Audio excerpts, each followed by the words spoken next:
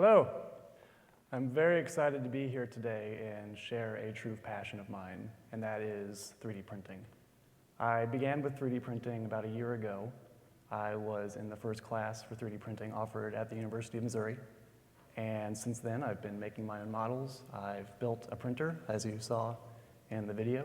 I traveled to London for an expo on 3D printing, and now I am co-founding a business centered on 3D printing, in addition to a club that was started here on 3D printing. But quickly, what is 3D printing? Imagine you want to build a step pyramid, okay? You would do it layer by layer. Now make those layers smaller, okay? And you have a more detailed object. That's what 3D printing is. It's building up a three-dimensional object using plastics, metals, ceramics, or even living cells, layer by layer from a computer file. If you make those layers small enough, fractions of a millimeter, you won't even tell the layers are there. It reflects even our atoms and nanostructures. So it's a very natural way of making things. And once you change the geometry of each of those layers, you have a whole range of objects you can make. This is just a small sample. So why is 3D printing cool? I got into it because I'm an inventor at heart. I've always loved making things, and this was a cool new way to do that. But there's something more to it. It lends itself to something larger I didn't know back then. And that was, it transformed me from being a consumer to being a producer. I see objects differently now. Instead of looking at something and thinking it was made in a factory far away and it's distant from me, I think I can make that. Or I can make that better. The wall between the digital and the physical world is being torn down. We've already seen it in documents and photos. You can create something on a computer, a document, or touch up a picture in Photoshop. And using a 2D printer or a photo printer, you can make that a physical object. We can now do that with 3D objects. And it's cool because it's happening now with the internet. We can collaborate with others across the world now with 3D objects. If a model is made, it can be put online and shared. Others can download it, improve it, and share what they find. And you have this huge network of creators giving each other feedback that couldn't exist without the internet. Now, it lends itself to something else too, and that's innovation. With engineering, it's very expensive to try and do anything new. That's why things have been kept simple for the past years. But now, with 3D printing, we can innovate faster and cheaper than we ever thought possible. That's because the mantra of 3D printing is high detail, low volume. That's the opposite of what we've been doing all these years. What we've been doing all these years is creating something simple and selling a bajillion of them in order to make money. Now, we can just make one detailed thing and test it out, see if it works. This allows for ideas to come off, the napkin in the coffee shop and into reality. And this was what got me started into it.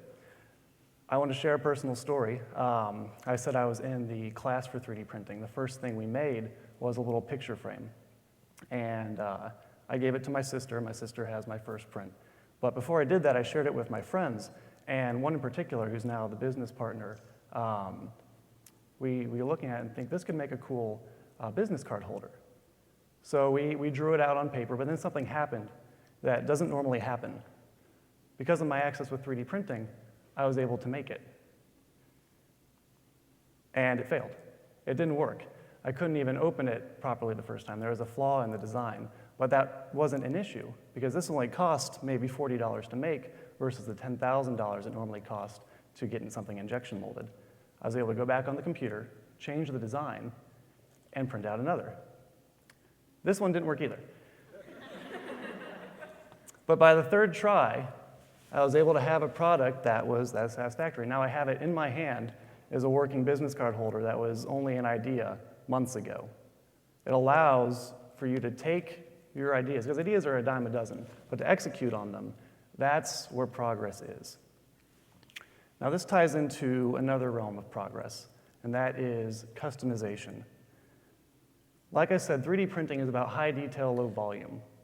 You can make one of something very detailed, maybe even custom to you, without much of an additional price. And this is very important in the story of a little girl named Emma. Emma was born without the ability to use her arms. There are machines that could help her use her arms, but they are big and bulky, made of metal. The doctors were able to create mechanisms for her with 3D printing, custom to her body, that allowed her to use her arms. And as she grew, they could change it with her. If something broke, they could easily change that too. This idea of personal manufacturing, being able to tailor objects to you particularly, is a revolution in industry. 3D printers are entering the home. You can buy one now for $2,000 or $3,000 that gives you the quality of what used to cost $35,000 to $150,000. You will soon be able to go online and download products, download the digital files versus the physical, and make it yourself. We're already seeing this. There are tons of sites online that are sharing files.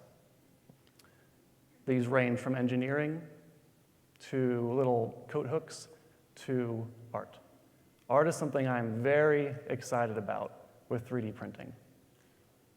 Like I showed earlier, there are some geometries that have never been seen before. The little wiffle ball in the front of that first slide, that had a wiffle ball inside a wiffle ball. It was printed inside it. There's no other way to make that besides 3D printing.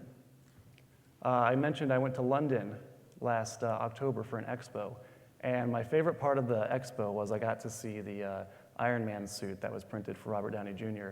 But the second favorite thing was there was this structural piece, this engineering structural piece to an airplane, and some students analyzed it and found which parts of it take load and which parts don't take any of the load, take any of the weight. And they removed those parts and they analyzed it again. And they continued this until it was optimized. And the results were stunning. It looked like a tree root. Nature's had it right all along. We're now able to mimic it. We have manufacturing processes that are able to give us the detail that nature has already shown us is the right way. It's beautiful. Now, engineering in the future will be both functional and artistic. We will start seeing new geometries we've only dreamt of. And speaking of dreaming, the thing I am most excited about with 3D printing, and I'm excited about a lot, isn't personal manufacturing, isn't new innovation, or even biomedical. It is the implications for space travel. Let alone designing a house here on Earth and sending it up to a robot on the moon that can use the materials there to print a concrete to make my house, which is already being tested. So we have concrete printers, and we've already tested with materials from the moon, and have it printed and available when I get up there. Think about how we're going to explore space. It's not going to be in an Enterprise or a Death Star, depending on your political views towards blowing up planets. We're going to make a machine that can make itself. We're going to send it out, and it's going to create itself and create more of them, and they're going to go out and do the same. And all of a sudden, our sphere of influence will just rapidly grow. And whether we stick a Post-it note on them saying, hey, if you find this, text us, or if we have possibly teleportation technology at that time, these portals will just spring up everywhere, and you can hop across the universe for a little getaway. So huge implications for space and just our everyday lives in general. It's really what you want to do with it. So I challenge you to re-examine how you interact with objects and how you view them.